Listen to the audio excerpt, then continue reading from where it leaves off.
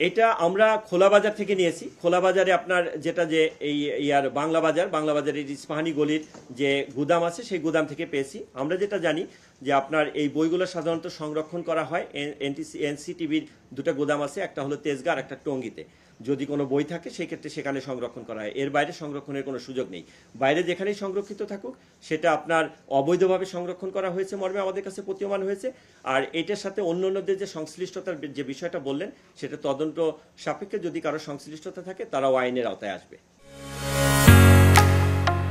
ঢালাইয়ের সেরা premier cement. আমরা যাদেরকে গ্রেপ্তার করেছি প্রাথমিকভাবে জানতে পেরেছি সিরাজুল ইসলাম উজ্জ্বল নামে যে ব্যক্তি যাকে গ্রেপ্তার করা হয়েছে, মূলত যার গোডাউন থেকে আনা হয়েছে, তিনি 10 বছর পূর্বে একই কার্যক্রমে এর আগে একবার গ্রেপ্তার হয়েছিলেন।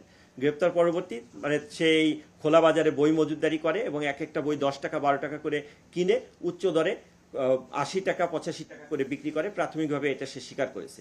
আর এর পাশাপাশি তার স্বীকারোক্তিমূলক ইয়াতে যে আর কারা কারা এই ধরনের কার্যক্রম করে আমরা কিছু নাম পেয়েছি, এবং বিতরণের ক্ষেত্রে পরিবহনের ক্ষেত্রে কারা এই অনিয়মের সাথে সংশ্লিষ্টতা আছে তাদেরও কিছু নাম পেয়েছি। তাদেরকে আইনের আওতায় আনার বিষয়টা আমাদের প্রক্রিয়াধীন রয়েছে। আমরা তথ্য পেয়েছি যে বিভিন্ন জায়গায় খোলা বাজার আছে, তা আমাদের তথ্যের ভিত্তিতে আমরা যখন নিশ্চিত হয়ে আমরা সেখানে অভিযান পরিচালনা করব। এটার ক্ষেত্রে যেটা আমরা এই অপারেশনটা যেভাবে পরিচালনা করেছি, আমরা সোর্স সেজে অর্থাৎ বই কেনার জন্য আমরা কিছু প্রথমে টাকা দিয়ে তাদের কাছ থেকে বই কিনতে গিয়ে তখন হাতে নাতে ধরেছি।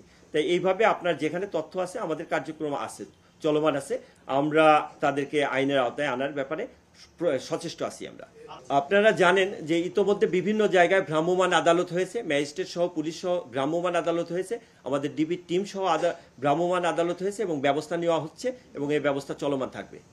আমরা ইতোমধ্যে কিছু সিন্ডিকেটের নাম আমরা পেয়েছি, তাদেরকে আমরা আইনের আওতায় আনবো। আমরা এ বিষয়ে আমাদের কার্যক্রম চলমান আছে। আমরা যারাই এটার সাথে সংশ্লিষ্ট থাকুক, যে মুদ্রণ প্রেস থেকে আসুক, সেখানেও আমরা আমাদের অভিযান অব্যাহত রাখবো।